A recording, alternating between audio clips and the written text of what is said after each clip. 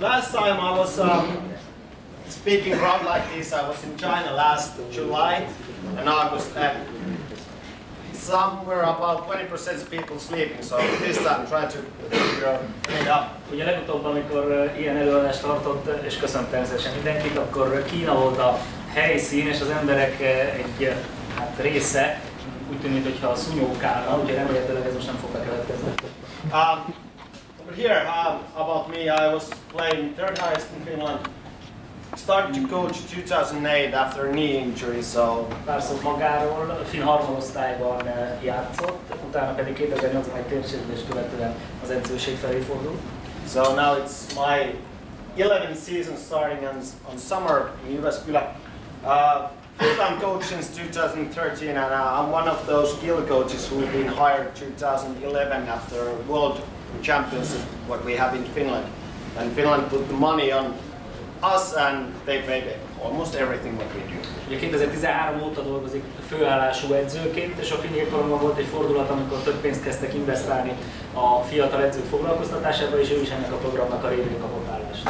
And here's the job name is skill coach, and I have been doing that last 5 years in Kokkola, and I'm moving now to Jyväskylä. But that name skill coach is not good because my job is teach coaches who is teaching young children. So skill coach is not a good name about it. A munkakori megnevezése skill coach, tehát készségfejlesztő edző, de ez nem pontosan fedi le azt, amit ő valójában csinál, hiszen ő valójában az edzőket képezi, hogy aztán ők a játékosoknak továbbadhassák ezt a tudást. Two different degree about sports. One of is same as Jukka have. We have been studying together in Rovaniemi. Another degree is what Finnish Education has been teaching us.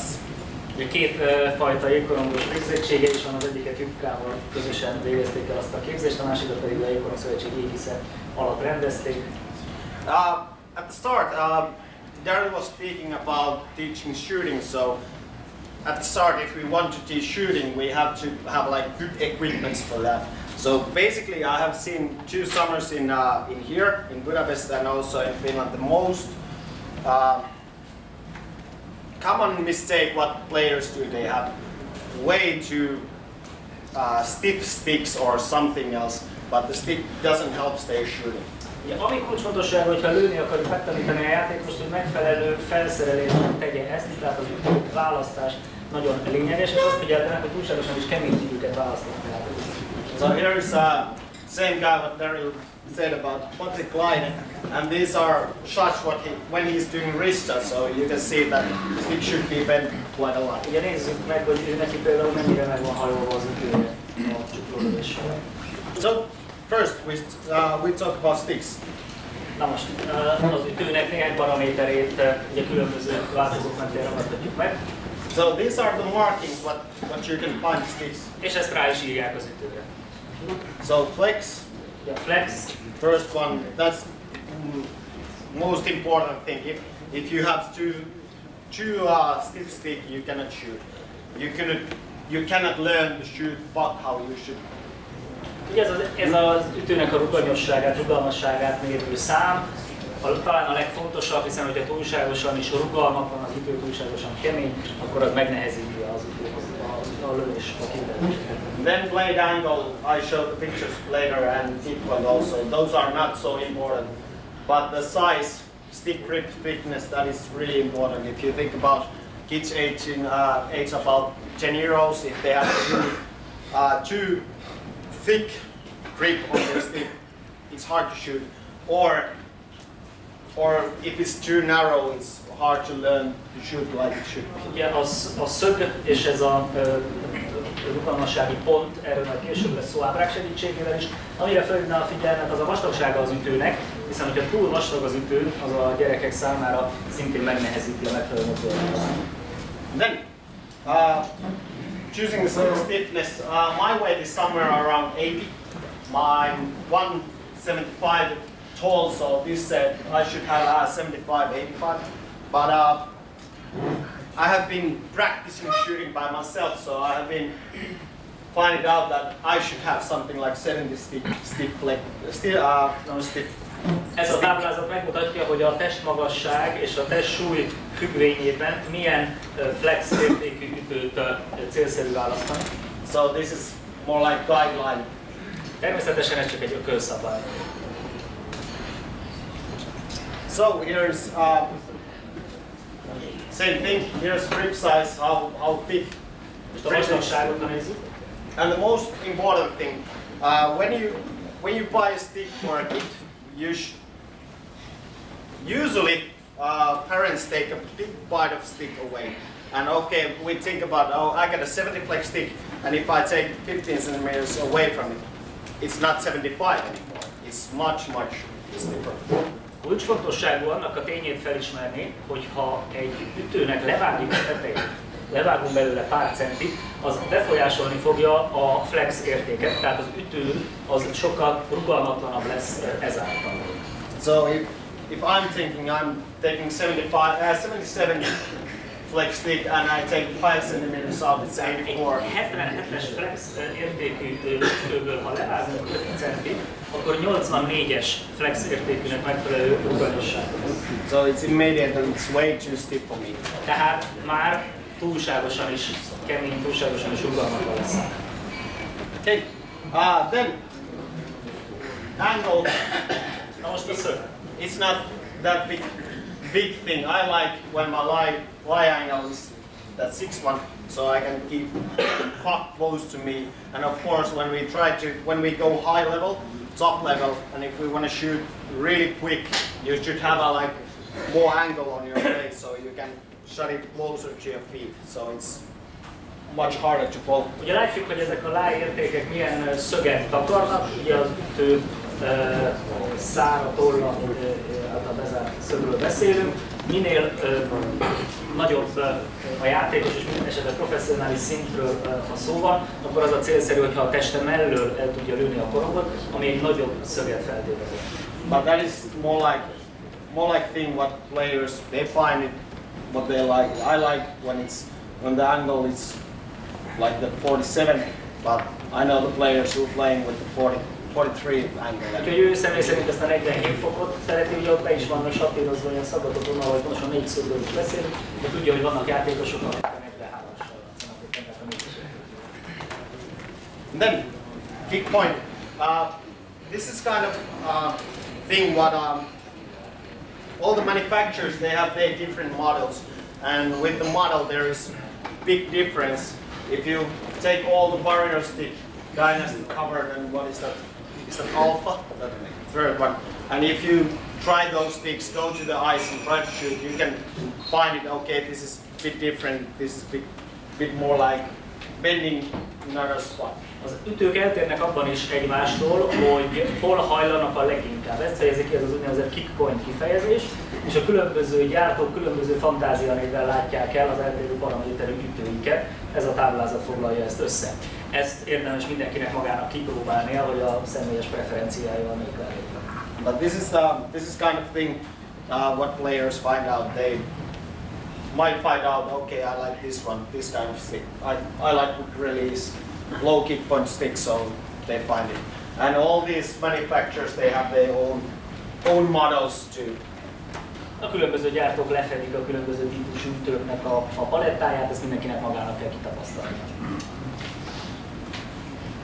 But then, choosing a stick, most important thing when we start choosing a stick or start to shoot, it doesn't matter is it wrist shot, slap shot, something else, but every time the stick should bend. Ami lényeges, hogy az ütőválasztásnál tekintetbe kell venni, bármilyen lövő mozdulatot is tudjuk, bármilyen lövésfajtát is, az ütőnek hajolnia kell közben. And really easy guideline. Stick stiffness should be less than player weight. Ez a bizonyos rugalmassági értéknek kisebbnek kell lennie, mint a jégkorongozó súlya. So if I'm 80 kilos and I take 85 sticks, it's way too stiff for me. Tehát ez a flex érték, ez ne haladja meg a testsúlyt, ha például 80 kilós, akkor egy 85-ös flex értékű ütő már nem megfelelő. And with the stick length, of course, if you can bend your stick, it doesn't matter the height, what is it, but usually between the collarbone and your forehead. Azt mondja, hogy igazából ameddig az ütőt meg tudjuk hajlítani a lövés közben, a hossznak nincs akkora jelentősége, de ez egy alapszabály, hogy a fejtető és a kulcscsont között legyen az ütőnek a vége, hogyha korcsolyán állunk és megölelesen a hét. But then, to the rhythms.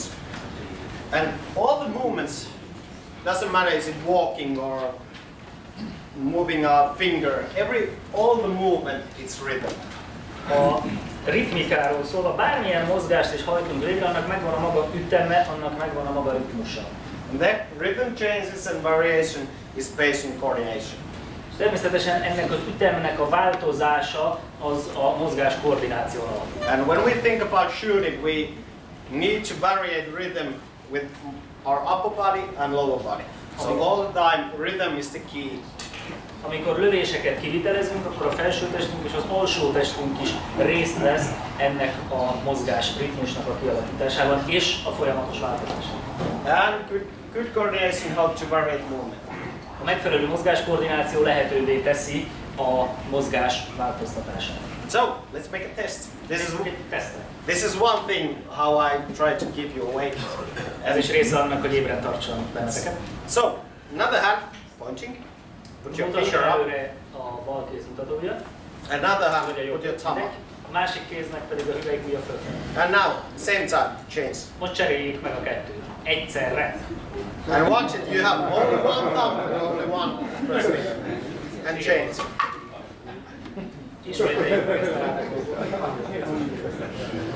Easy way, easy.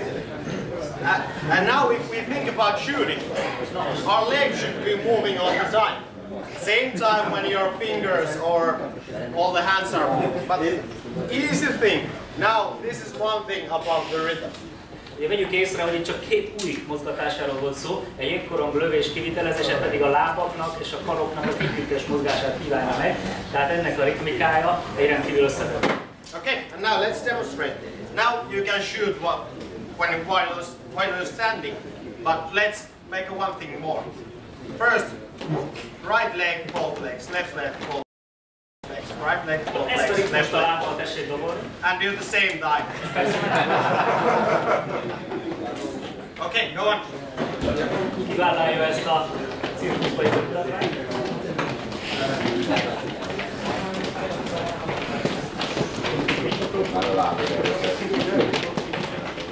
Okay. If you can do this, or if you can't do this, it's small things that you need to practice your rhythm. So if we go to the ice tomorrow and we straight away start practicing rhythms, it's not gonna be easy. If your coordination is not good enough, then vary those rhythms while you're skating and you should be shooting same time. It's gonna be really hard. Ugye egy ilyen mozdulatnak is a begyakorlása apróságokon múlik, az összetettebb mozdulatsorokban ez kiváltképpen igaz, hogyha fölmegyünk a jégre és el kell kezdeni gyakorolni ezeket a különböző mozdulatmuzikákat, az nem lesz egyszerű. Now it's topic, it's easy because it's shooting rhythms, so it's quite easy. Topic, and if we go to the ice, it's when you go to the ice and start to practice those rhythms, it's really hard. But one thing what you can do is doing off ice all this kind of stuff all the time. Practice your coordination, so then it's easier to bring that same coordination and rhythm into the ice. Erről a témáról beszélni könnyű, kivitelezni nehéz, és hogyha a jégen kezdjük el gyakorolni, akkor azt magunk is meg fogjuk tapasztalni. Érdemes tehát a jégen kívül is bizonyos gyakorlatokat végrehajtani, hiszen ez a mozgáskoordináció fejlesztése révén elősegíti majd azt, hogy a jégen is kivitelezhetőek legyenek ezek a megfelelő ritmikai mozdulatok. Now we start to talk about rhythms. Nézzük akkor ezeket a ritmikákat. And every time, this is most important thing. Every time shooting or passing, because technically basically the same, it starts by transferring weight, leg to another leg.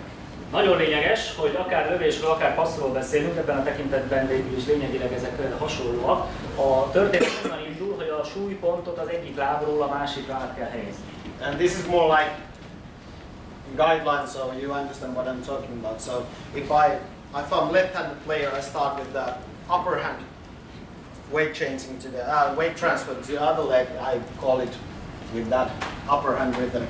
So it's tehát az a láb, vagy az a kar, ahonnan ez a súlypont áthelyeződik, az fogja kijelölni annak az adott mozgás ritmikának a nevét, hogy lehessen rá hivatkozni. So we got a upper hand and lower hand rhythms. Vannak felkar, alkar ritmusok ez alapján ritmikák. So here's a really good example player who shoot with upper hand rhythm. Nézzük erre a példát akkor. A guy named Phil Kessel. So what's the right? So as you can see, every time we start weight transfer from upper hand side. Ahogy látjuk a súlypont áthelyezést, tehát a felkarról indul.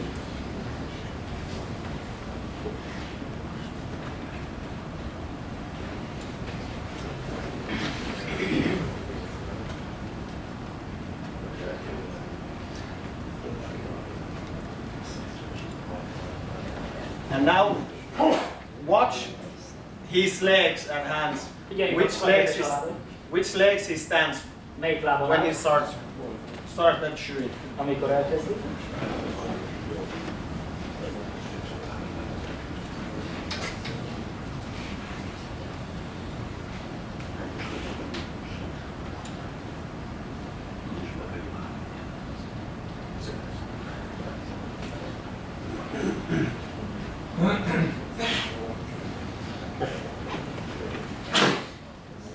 So that was with the upper hand rhythm, then lower hand rhythm.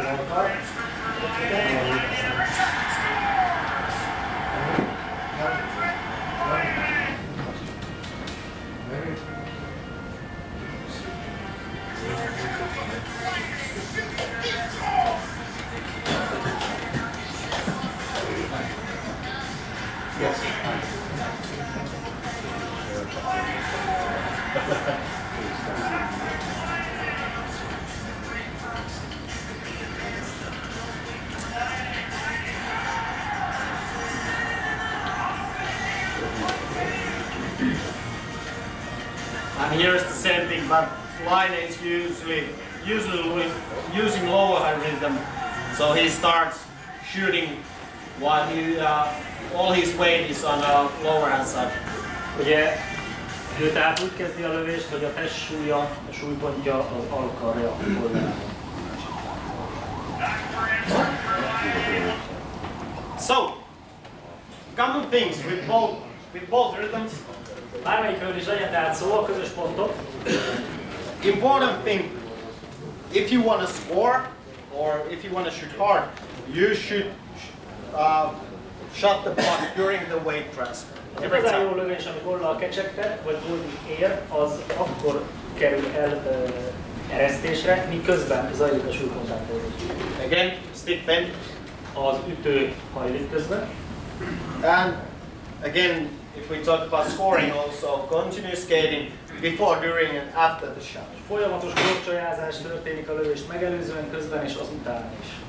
Upper hand should be pulling and lower hand should be pushing, so that's how we get the stick bend. Ugye a felkar húz, az alkar toll, és ez teszi lehetővé az ütő meghajlítását. And this is, low hand should be middle of the stick. Sounds like it should be low, I know, but most of players, at least in Finland, when you start looking at them when they're shooting, their hands are like this, and everyone knows if the stick is even a bit too stiff, you cannot get the stick bend if your hands is like this. So this is why it helps that stick bend when your hands is. Azt segíti elő az ütő meghajlítását, hogy az alsó kéz az ütő közepetáján fogja az ütőt. And here space between elbow and torso, you understand that if you have hand like this, it's impossible to pull with the upper hand, so you have to have air here so you can actually. Természetesen akkor tudjuk a felső karral megfelelően húzni, hogyha a könnyék az nincs leszorítva a felső testhez. Tehát van egy hely a könnyék és a felső test között. And upright torso is also it also helps that stick bend. weight is here, it's hard to make stick bend, but if your body is upright, then it's A testtartás és kulcsfontosságú az, hogy megfelelően ki lehessen ezt a mozdulatot meg lehessen csinálni.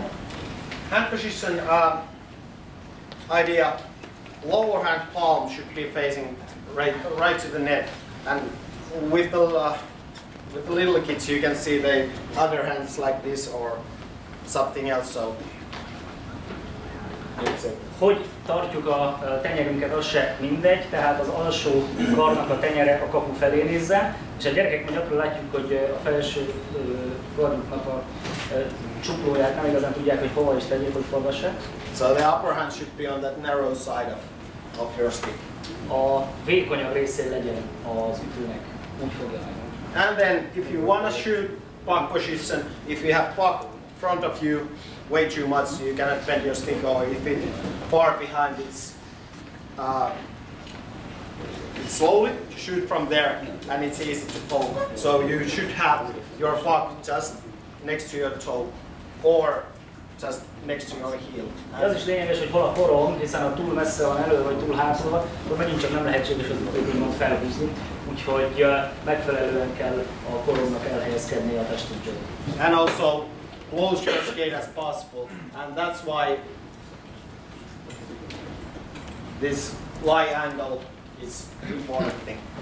És ezért fontos ez a bizonyos szög, hiszen ezt teszi lehetővé, hogy a megfelelő távolságra tartsuk magunktól a korondot, miközben birtokoljuk az idővel.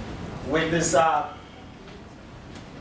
blue stick, you cannot get your puck next to the skate, so you have to shot it a bit far away. But with the number 6 black one, you can shot it next to your skate, so that's why. Kék színű ütővel lehetetlen kellően közel tartani a testhez a korongot, a feketével már ez sokkal inkább kivitelezhető. So, if we look this again, még egyszer megnézzük ezt, ez most egy ugye, felső kar. Now you can see the puck position where it sits. Nézzük hol a korom. Just a bit next to your toe all the time. Közel a lábaihoz. And every time it starts from a weight transfer. És mindig a súlypont áthelyezése indul, a történet esetünkben a felső kar. And now when it's come slow motion, you can see actually the stick bend. És látjuk a lassított felvételen, hogy hogyan hajlik meg az ütő.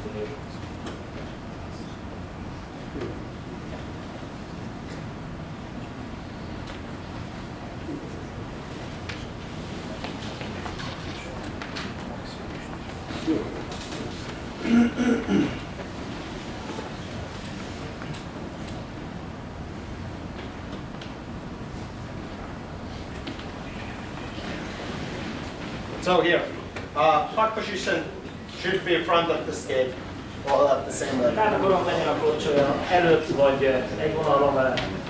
And then, really important, if we want to shoot all the time, we want to pass all the time, you should have your puck on forehand all the time. Legyen a tenyeres oldalon a korom, mindenkor. And reason for that, faster shot, harder shot, and it's harder to poke. Ugyanilyennek az oka, hát így gyorsabb lövést lehet leadni, el lehet rejteni a lövő szándékot, és nehezebb leszedni az ütővel a koromot. And then upright torso helps you get more power and stick balance. A megfelelő testtartás a felső testet illetően lehetővé teszi, hogy a felső kar húzó mozdulata jobban megvalósuljon, és ezáltal nagyobb erőt lehet adni a koromot. And these again, upper hand with the hammer grip, lower hand facing to. Hol legyen a felső kéz, hol legyen az alsó kéz, hát és merre nézzenek, ugye ami már elhangzott, az van újra kiemelve. Okay, and then I show you already what we're gonna do tomorrow. Most egy kis ízelítőt ad a holnapi történetre. So it's here. Íme. So first one, it's really easy. We just get one player on here, standing on place. Ott fog állni egy játékos. And we practice rhythm, just get the puck first, weight change, weight transfer, and with the next weight transfer you need to shot. Gyakoroljuk meg ezeket a ritmikákat, egy súlypont áthelyezés, aztán a következővel már elkezdünk. And then while we are moving, we shoot. Aztán majd mozgás közben is fogunk lőni. And with And with this, I really want to see both rhythms, lower hand and upper hand. És nagyon szeretném, hogy mind a kétfajta ritmikát gyakoroltatni, tehát az alsó kézre és a felső kézre vonatkozó. And then one timer in place with the same rhythms. Majd a kapáslövésekre is sor kerül. Álló helyzetben. One timer next to the net. Aztán mozgás közben. And then Jukka was talking about game situation kind of practice. So first we doing really closed environment practice, and then we're trying to do the same thing with the game. Lesz majd, ahogy Jukka is mondta, arra rímelően játékhelyzeteket imitáló gyakorlás először igen szűk területen, viszonylag zárt környezeti feltételek mellett, aztán utána egyre nyíltabban lesz ezt kivitelezve. Yeah, if we have a time, we're going to do one more practice, but it's... És ha lesz idő, akkor még egy gyakorlat, ha belefér, sorban. Any questions? Van-e kérdés?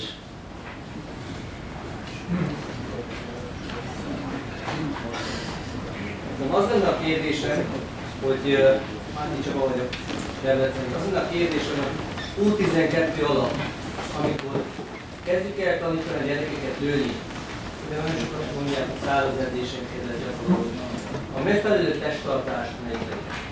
Tehát maradjon koronggal szembe, vagy a kapuval szembe, a felső teste, a törzse, ebből picit belemenne a tudományos információt, ennek ezt megköszönöm. Okay, so the question was, the professor is Mr. Jarmo in front of it, and the question is when he's working with under 12 age, offline sessions, how shall he start teaching shooting? How shall the player position himself in this or that? Where shall his hand? Most important thing is that if we think about the game, if the net is there, I should start it. I would start it like my toes is facing to the net. Ugye nagyon fontos, hogyha elképzelünk egy jégpályát, akkor mindenképpen úgy kezdené, hogy a játékosnak a lábujjai a kapu fele néznek. And biggest thing if we think about practicing off ice, just the shooting, we got a stick and pucks and everything. So I would start it like this, from here, toes facing straight to the net, my stick is here. Így ebben a testtartásban kezdeni. Puck is next to me, and with the one step. Egy lépés. So this is how we start to practice rhythm also, and Így tudjuk elkezdeni a mozgás ritmika gyakorlását. Because problem is if the net is still there, if we're starting practicing like this, hogyha oldalt állva kezdenénk el gyakorolni, stick bend is really hard now, because it's only thing what makes stick bend is how my upper body moves. Akkor csak a felső test forgatása révén tud az ütő felhúzásába erőt adni a játékos. So the technique is really hard to learn. És nagyon nehéz like this.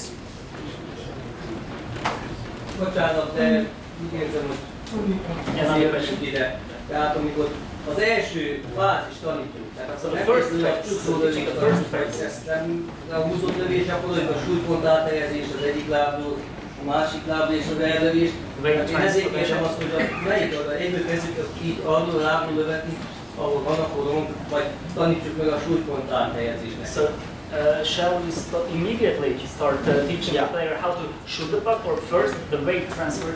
Weight transfer comes from here. If you take a one step, if you take a step every time. Hogyha minden egyes alkalommal előrelép egyet a játékos, akkor a súlypont áthelyezés megtörténik. Now the weight transfer is like natural. Every time when you take a step. Értetődő módon ezzel az előrelépéssel a játékos áthelyezi a súlypontot. Because every time when you're walking, you got your weight transfer every time.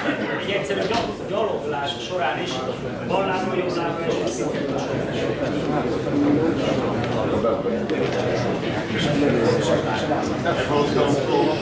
Weight transfer.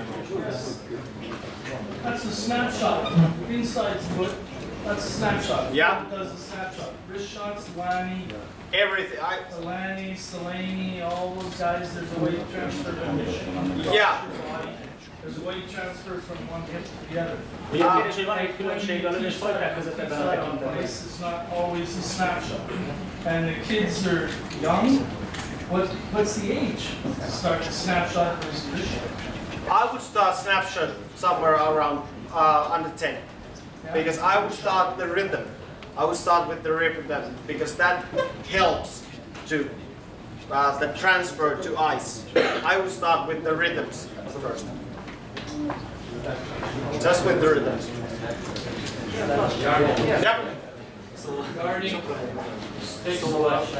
Sorry? A kérdés, hogy a különböző ütésfajtáknak a gyakorlása mikor váljon szét, és ez a húzott snapshot jellegű lövésnél már 10 év alatt el tudjuk képzelni elkezdeni. Regarding this stick selection, okay, Yep. because you got kids already at the ages of 10 with curves like this, like what do you suggest for kids that just come out of younger age that start to skate? Like what type of stick should they have? Milyen legyen az ütője ezeknek a 10 év alatti gyerekeknek?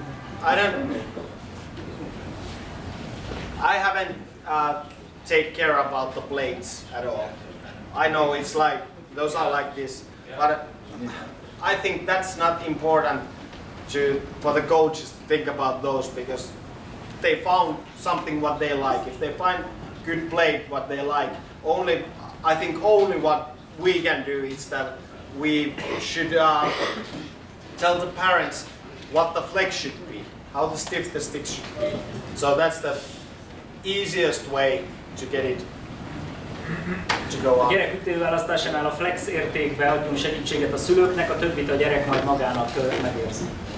Ő ebben nem lát nagy jelentőséget. Any other questions? Now we get at least two. When you start with the young kids, would you suggest lower hand or upper hand rhythm? Upper hand rhythm is easier to learn. Melyikkel kezdenéd a kisgyerekek tanítását, ez az alsó vagy a felső karra vonatkozó ritmikával, és azt mondja, hogy a felső kézre vonatkozó ritmika, a felső karra vonatkozó ritmikát könnyebb elsajátítani. By myself, after when I quit playing 2008, I started coaching then. I couldn't shoot while I was skating at the same time. It takes 2 days when I practice in one camp to shoot upper hand rhythm. Now it's like most natural thing to me to shoot. So it takes a while. Tehát, hogy hosszú ideig tart ennek egyébként az elsajátítás, amíg ő is mikor abba hagyta, neki is ez időbe telt, hogy ezeket rendesen begyakorolta. Do you find it's tougher to go back the other way though? Kids always are doing that, right? Yeah. I always call it the dog in the hydrant. Yeah. If on the hydrant, they have no strength. No. And it's hard to. When I learned it, I couldn't go back anymore. It's hard to shoot like this. I can do it still, but it's hard. And when they find out that this is actually a pretty good way to shoot, that weight transfer, is it upper hand rhythm or lower hand rhythm, they can see it because they start to scoring much more because it's easy to hide. Ahogy a játékos elsajátítja ezeket a megfelelő ritmikákat, úgy fogja ő is megtapasztalni, hogy mennyivel eredményesebb tud lenni a jégen, hiszen a lövő mozdulatát sokkal nehezebb leolvasni a kaposnak. Do you have more? Okay. Thank you. With this, let's see tomorrow how it goes. És akkor ezt most köszöni, ez volt egy ilyen elméleti alapozás ahhoz, ami holnap fog történni, és akkor ott a gyakorlatban is majd ki fog derülni, hogy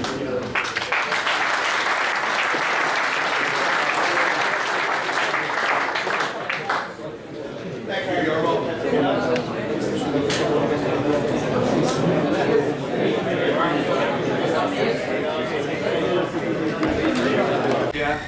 Tehát 2006-ban kezdte az edzői pályafutását, hozzátartozik, hogy édesapja 25 éves edzői múltat tudott maga mögött, amikor a saját Évkorong Akadémiáját megalapította.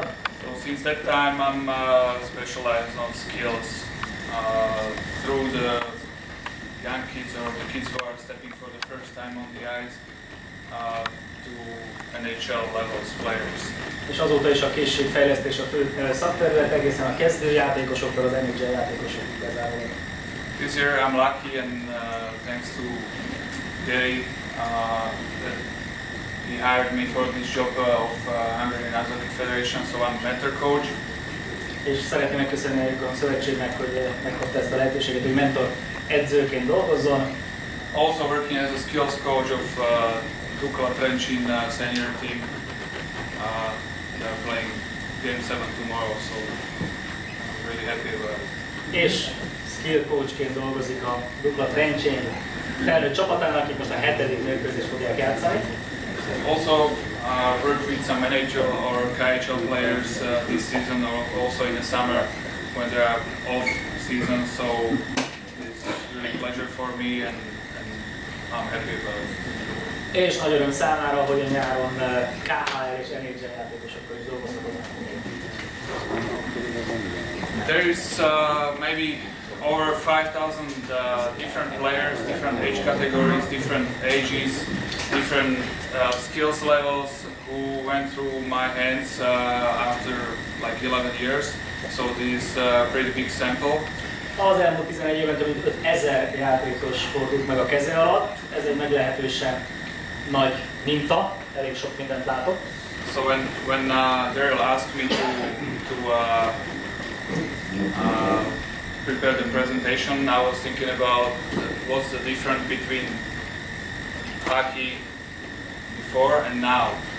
Amikor Daryl felkérte ennek az előadásnak a megtartására, akkor a kiinduló pontja az volt, hogy megpróbálja kiemelni azt, amiben a mai jégkorong már eltér attól, ami korábban volt. So in the past we could see some videos that and my colleagues were telling like the players were looking like the cones and the other players were skating around like nothing. Ugye láthattunk olyan videókat ma is, ahol volt egy kiemelkedő játékos, aki úgy cikkázott az ellenfelek között, mint a gólyákat kerülgetett volna, a többiek pedig hát ugye azt sem tudták, hogy milyen rendben. And now everything is different. All of the players are much more powerful, they're much more stronger and they are quicker on the ice without the puck. Ma már egész más a helyzet, a ma játékosai azok már sokkal erősebbek, sokkal robusztusabbak, sokkal gyorsabbak a koron nélkül is. We also can see that lots of times happening and everybody's or lots of people are talking about the situation that the games are, the difference in the games are in power plays. És egyre többet beszélnek arról, hogy az ember előnyök, ember hátrányok döntik el a mérkőzéseket. So we have to try to make the players with the puck faster. Úgyhogy fontos célunk kell, hogy legyen, hogy a korongot birtokoló játékosokat felgyorsítsuk. We have to try to make them pass the puck better. Jobban passzolják a korongokat, pontosabban. So there is also possibility, as in the past, to have lots of nice combinations in hockey. Ugye a múltban rengeteg gyönyörű kombinációt láthattunk a jégkorongozóktól. And score lots of goals. És nagyon sok gól. We had a situation in Slovakia what we or my father could see times ago. Ugye 2006-ban arra figyeltek fel édesapjával, hogy a szlovák hokiban bizonyos dolgok nincsenek rendjén. And it was really like big influence from North America, and lots of players start to be really strong and fast, as I said before. És különösen éles volt a kontraszt, hogy Észak-Amerikában a játékosok egyre gyorsabbnak és erősebbnek tűntek, és azok is voltak. And they had like strength coaches and they lots of drills and off-ice practices where they can improve. És külön erőnléti edzők foglalkoztak velük, és a régen kívül is számtalan olyan gyakorlatot csináltak, amelyek révén fejlődtek. But nobody thought about the situation on the ice and the skills on the ice. Viszont a jégen fontos készségek fejlesztése az háttérbe szorult ekkor. There was no also innovation in hockey. We still were practicing with the old style, with the old, let's call it slow hockey. But it was that time it was really fast. But now when we are watching the videos, it really seems to be slow. Nem igazán volt innováció a szlovák hokiban ekkortájt, ugyanazok az edzésmódszerek domináltak, amelyek korábban, és láthatjuk is, ha visszanézzük ma azokat a felvételeket, amik akkortájt készültek, hogy a játékosok mennyire lassúnak tűnnek. So we're trying to think about how to make the situation better and not to just count on the power plays where we can score goals. We are trying to teach the players how to score goals on situations 5-on-5. És ugye a szlovák hokiban tapasztalt problémákra azt a választ igyekeztek adni, hogy a játékosok fejlesztésével foglalkoznak, nem pedig egyszerűen csak az emberelőny és hatékonyságot emelik. Because if you count the power plays, let's say you play like, I don't know, sometimes 5 minutes, 10 minutes power plays, or 6 minutes or 10 minutes power plays, it's not lots of time. Hiszen, ha meggondoljuk, mennyit van átlagosan egy csapat ember előnyben, mondjuk 6 és 10 perc közötti érték jön ki jó eséllyel, ez azért nem sok idő. But the most of the time you play 5-on-5. A játékidő többségében 5-5 ellen mérkőznek a csapatok. That's the time where you have to score goals. És ekkor is képesnek kell lenni gólt. So when we are trying to think about the innovations, there are many innovations in ice hockey what we are trying to put on the paper, but now as we are talking about shooting, there was a shooting trapezium, not a triangle. Ugye számos innováció volt a jégkoromban, és ezeket persze össze is lehet gyűjteni, le is lehet írni. A munkájukban ők is ezeket az innovációkat igyekeznek követni. Most mivel a lövések vannak a fókuszban, ezért pirossal kiemelte. Ugye egyrészt, hogy ez a bizonyos veszélyes terület, ez nem egy háromszög most már, hanem sokkal inkább egy trapéz. There is a straightforward hockey and puck dumping situations. Ugye ez a kapura törő északi irányú hoki és a korom belövés, ami előtérbe kerül. And shooting by the rotation while skating without signalization of the shot.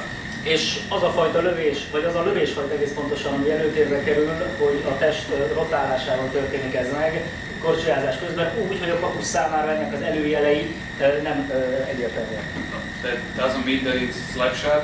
It should be a shot from heel where you rotate the puck through the whole blade. Ez tehát nem azt a klasszikus pattintott lövést jelenti.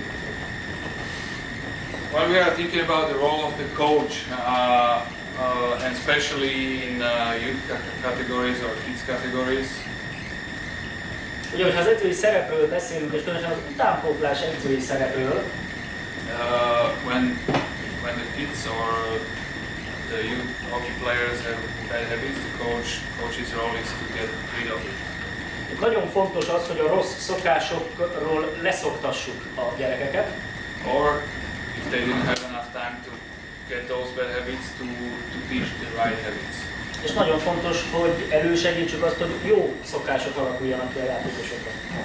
That means that's the technical part, means how.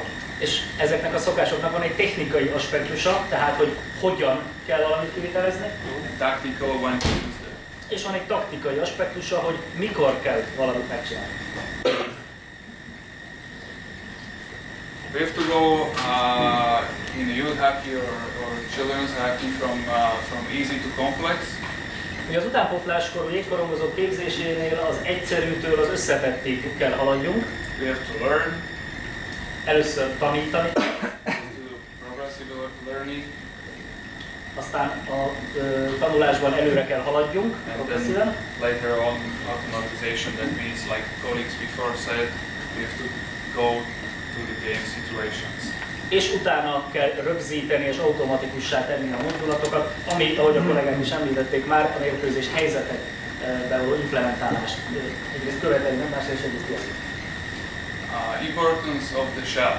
Movement elements of the shot are the most important parts of the scoring. Ugye a lövés nyilván egy nagyon fontos dolog, hiszen a gólszerzésnek egy kulcs része a lövő mozdulat. When we don't push too much on the results, it doesn't mean that the kids doesn't like or love to win. És azért ezt vegyük tekintetbe, hogy ha edzőként nem is az eredményt hajszoljuk, a végeredményt, azért a gyerekek szeretnek gólt lőni, és a gyerekek szeretnek nyerni. Everybody loves to win the game, and everybody loves to put the hands up after scoring the goal. Ugye mindenki, aki gólt lő, nagyon szereti azt, és nagyon élvezi azt a gólörömöt, és természetesen a győzelmet is. And you can see the biggest difference in the kids categories when they are not strong enough. Különböző korosztályokban azért nagy különbségeket láthatunk. Because some of the kids are maybe naturally prepared to shoot puck well. Hiszen vannak gyerekek, akik úgymond ösztönösen már megfelelően kivitelezik a lövőmozdulatot. They are scoring lots of goals. És sok gólt szereznek. But our goal as a coaches is to have as much players as we can to be able to shoot the puck right and to score the goals. Edzőként viszont nekünk az a feladatunk, hogy minél több gyereknek segítsünk a megfelelő lövőmozdulat elsajátítását, és minél több gyereket juttassunk ahhoz hozzá, segítsünk ahhoz hozzá, hogy gólokat szerezzen. So even they are not powerful, we need to teach them right technique. Még hogyha nincs is meg a gyereknek a megfelelő ereje, a megfelelő technikát, el tudja tanítani. Because you don't have to be powerful if you have a right technique, the puck can fly. Mert a megfelelő technikával ellőtt korong az kompenzálni tudja az erőhiányát. Hockey shot is one part of the puzzle, and when you are successful, or if you want to be successful and you want to score the goals, you have to know how to shoot. That's the difference between the winning and losing. Természetesen a jégkorongos lövés az egy része a kirakós játéknak, egy darabja az összképnek, és egyébként egy nagyon fontos végső darabja, hiszen a megfelelő lövés jelenti a különbséget a győzelem és a vereség között. Now I'm coming to the part where my colleague copied from me. Itt jön most az a rész, ami már itt elhangzott. Most hagyjuk, hogy ki klavizált ki. It's joke. Persze csak vicc. Because we are coming to the height of the stick. Ami a hosszát illeti, ütő hosszát.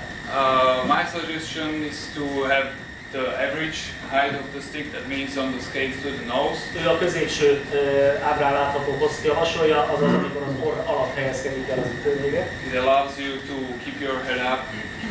Ez lehetővé teszi, hogy a fej fent legyen. You have longer reach. Messzebb el lehet érni az ütővel. You have advantage on a puck possession when you can put the puck farther from the opponent. Ez a korongbirtoklásnál előnyben hozza a játékost, hiszen az ellenféltől távolabb tudja tartani a játékszer. And you have better flex. És természetesen a rugalmasság szempontjából is ideális. Because even we are talking today about, or right now about the shooting, still it's part of the game, so stick, you cannot focus on the shooting, just on the shooting. Természetesen a lövésekről beszélünk, de a lövések nem értelmezhetőek az ütő nélkül. Ha a lövésekről beszélünk, akkor a megfelelő ütőről is beszélünk. Ez az ábra, mintha már ismerjük vele. No needs of words, also this part. Ez az ábra is, ha már előkerült volna.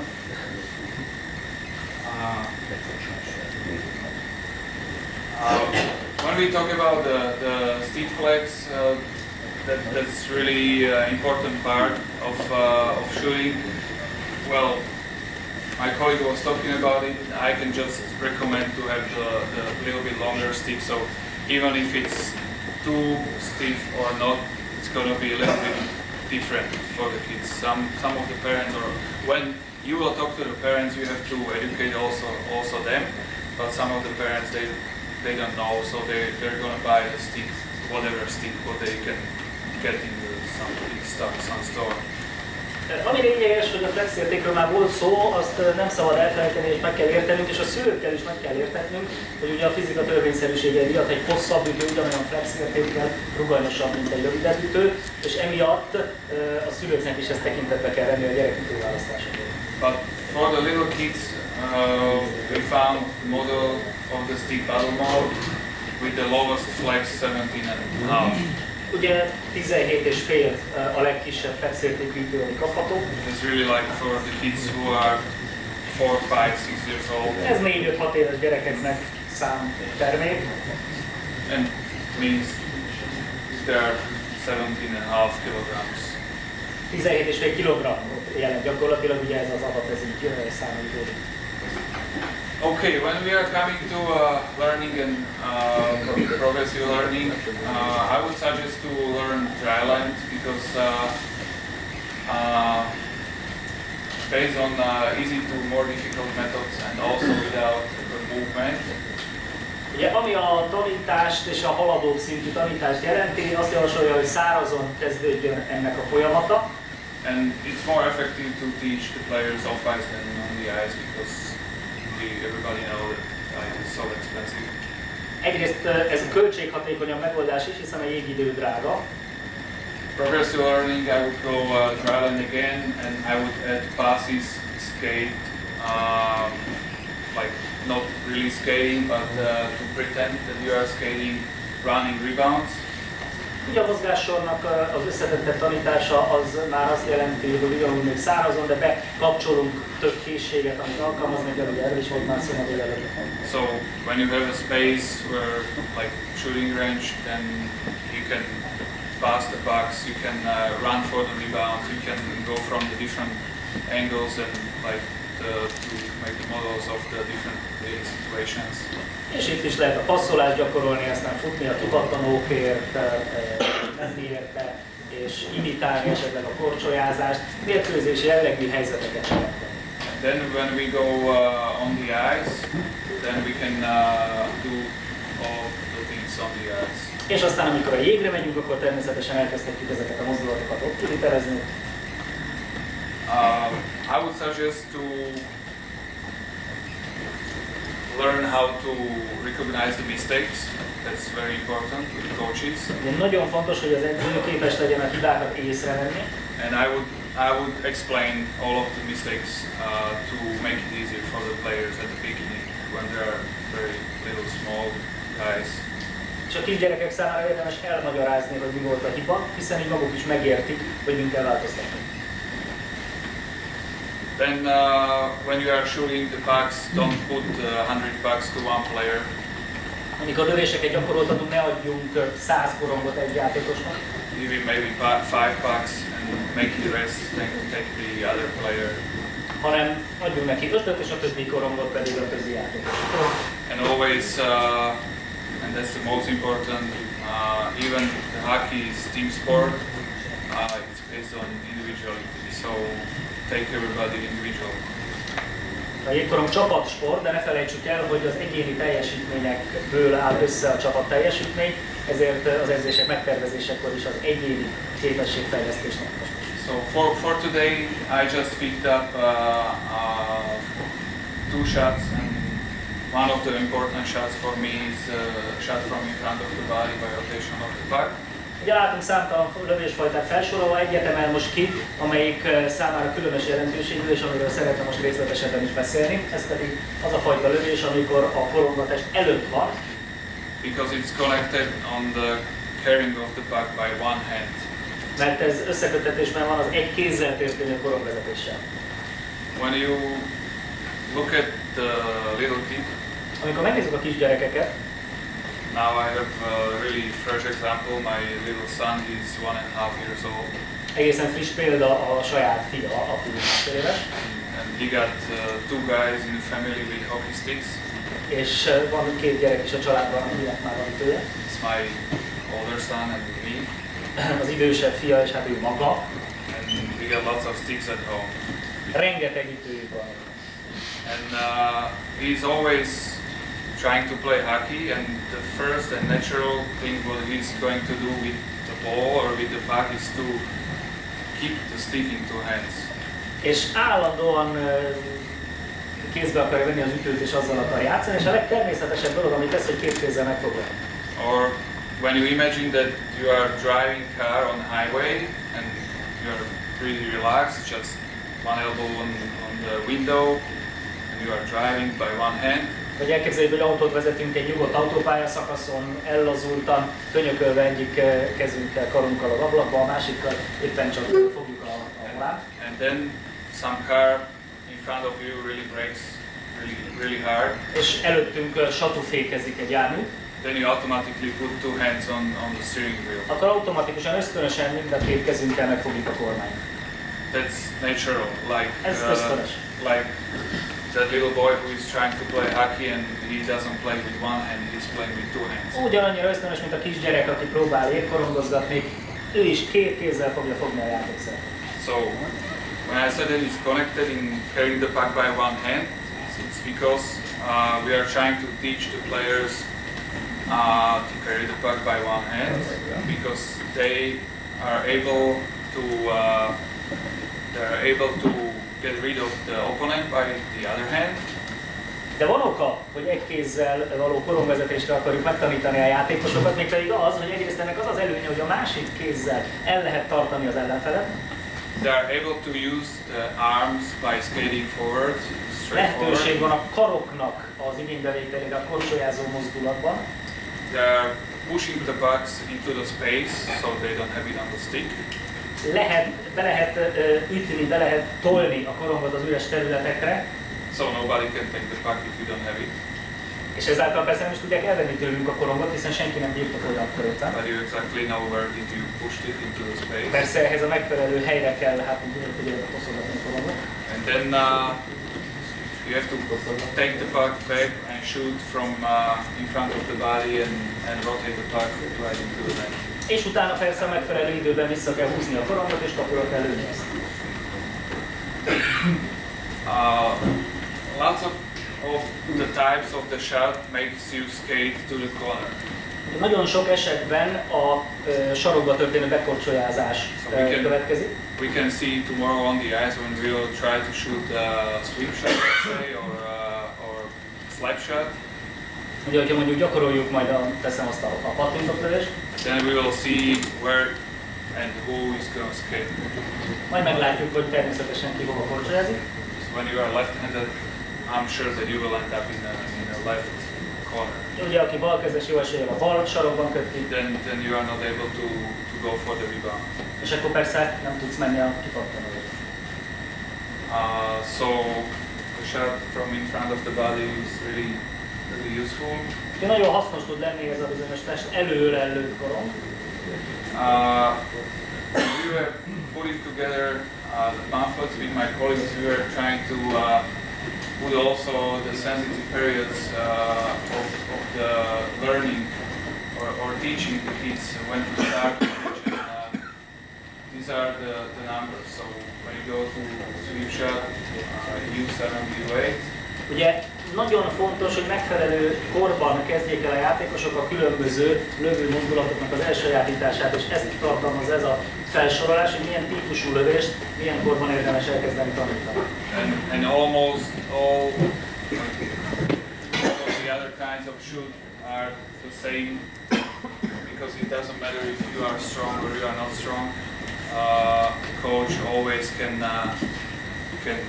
do the possibility of player to hit the net, so he doesn't use the power.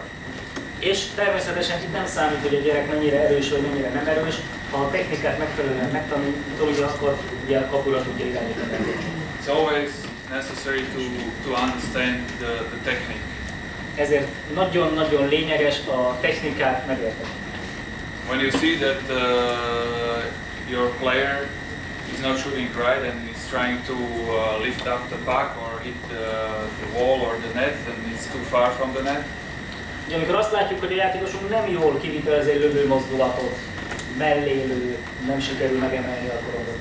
And usually you teach the older guys shooting from between the circles.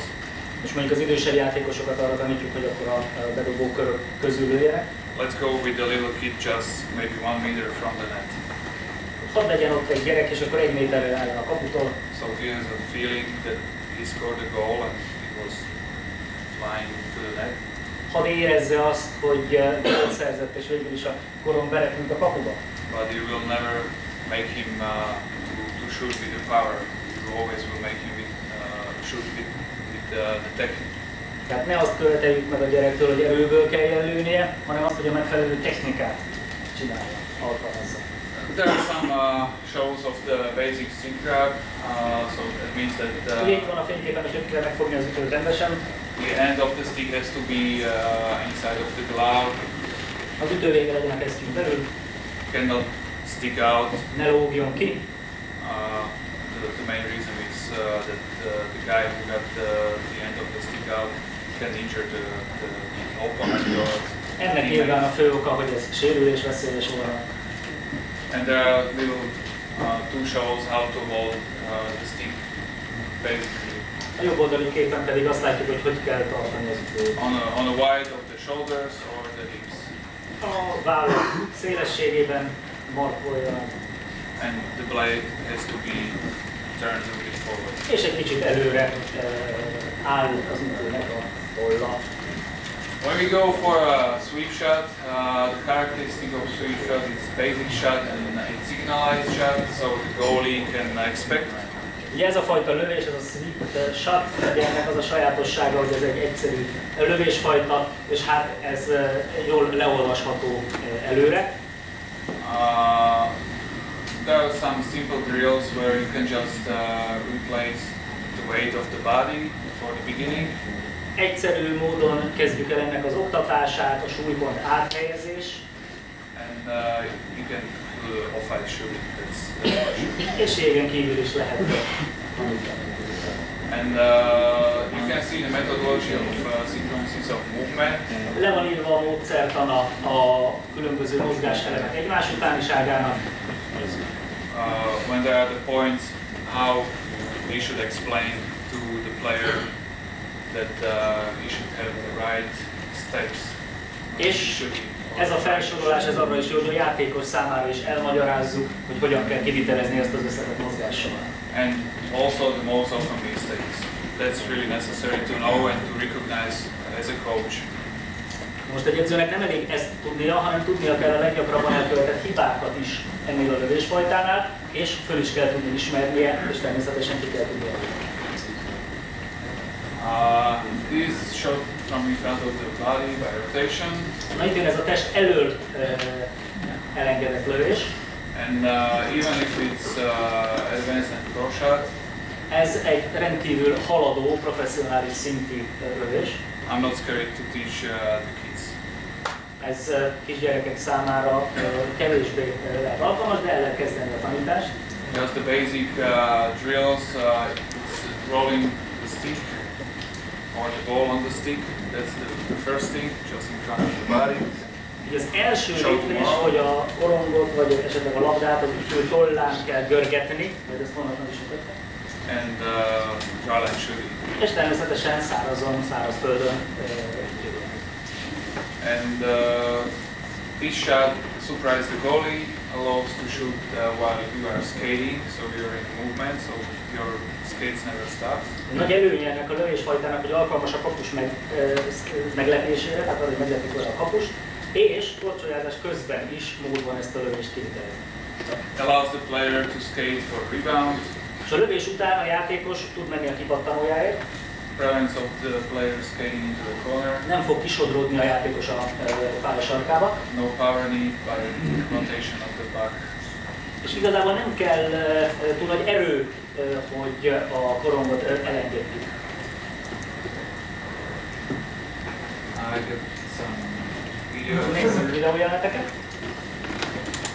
So this is one example of the drill.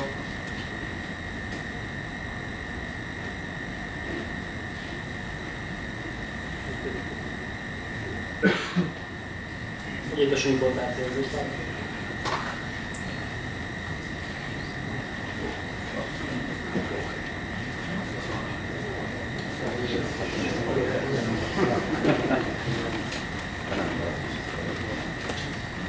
It's sweep shot in slow motion.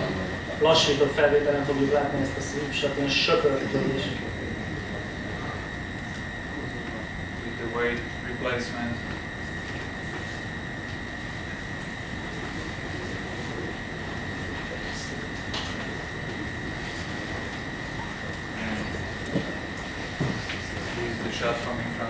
És akkor itt van ez a bizonyos test elől elengedett pörgőlés. Just 7 years old. Én csak 7 éves a gyerek.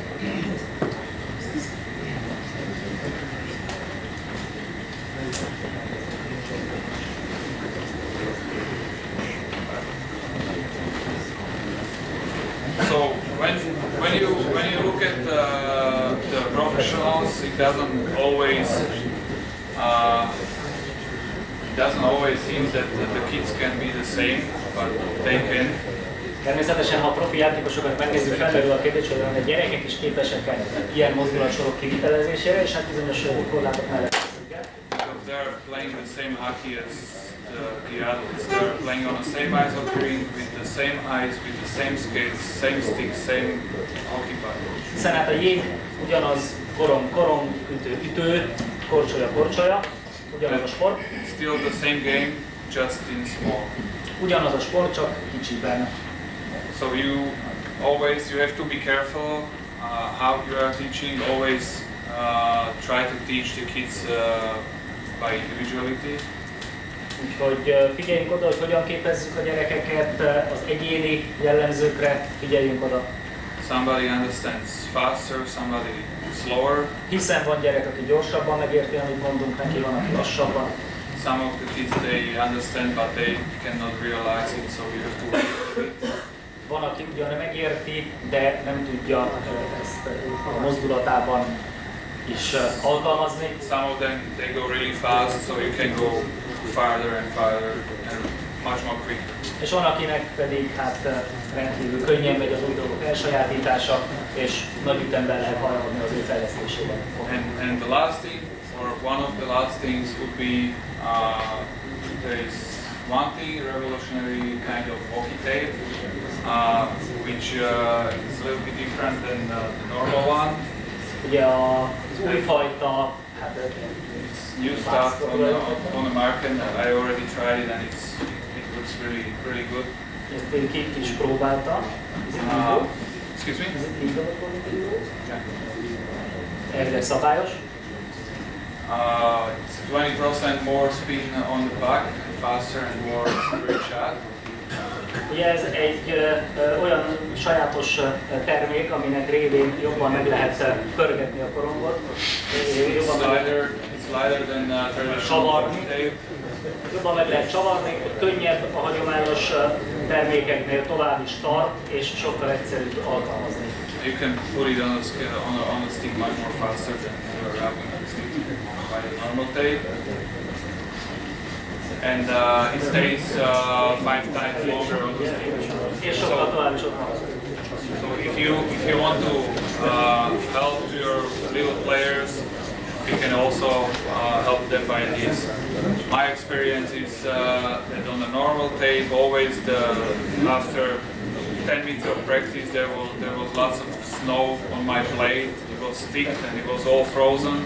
So the stick handling and shooting, everything was much more difficult. Ő úgy tapasztalja, hogy a hagyományos termékeknek az a hátránya, hogy a hő leadása olyan, hogy megfogy az alsó része, fölhalmozódik ilyen hókása rajta, és ez megnehezíti a játékosok számára a korong irányítását. With this kind of tape, I don't have it there almost never. Ez a termék, ebből a problémától mentes. So if you want, like, you can help your little players by this recommendation. Úgyhogy ha haladunk ezekkel az innovációkkal, azzal a gyerekeket is segíteni. At the end, I would say develop the athlete and the great persons out of the kids. That's the most important. And if they're gonna do all kind of sports, like my colleague said, then there will be complete athletes, and it's gonna help them with hockey for sure. Nagyon lényeges, hogy soha ne veszítsük el szem elől, hogy nekünk sportolót és embert kell nevelnünk egyben. Mind a kettő rendkívül fontos. And for you